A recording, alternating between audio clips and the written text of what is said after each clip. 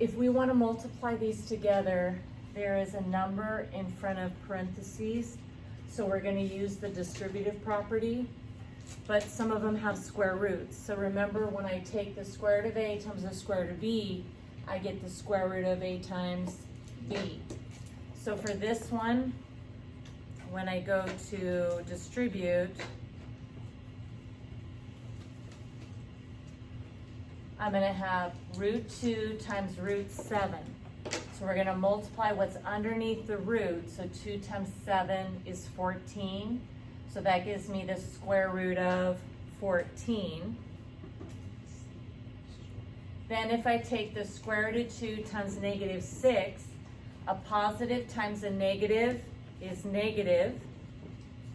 And then square root of 2 times 6, the 6 is going to need to go in front. It would look funny to have root 2 times 6. We want to do 6 times root 2. So I have 6 root 2, and then that one's finished. Okay, so here, again, if I distribute square root of 7 times 10, I can write root 7 times 10 or 10 times root 7. Because multiplication is commutative. So I'm going to call that 10 root 7.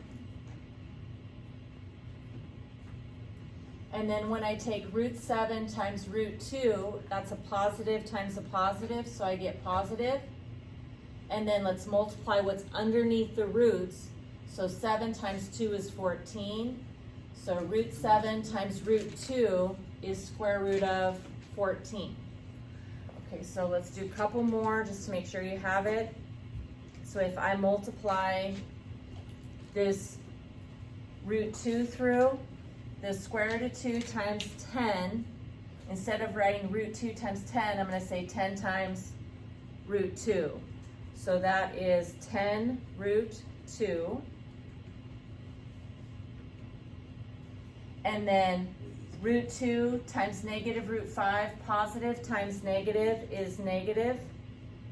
And then root 2 times root 5, multiplying the radicands together, I get the square root of 10. Okay, then the last one here, if I multiply the square root of 5 through,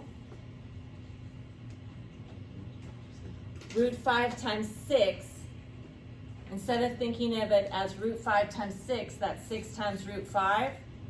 So I'm going to write that as 6 root 5.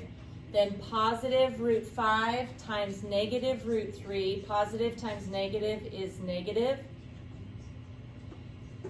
And then root 5 times root 3 is root 15, because we're taking that 5 times 3 and we get 15.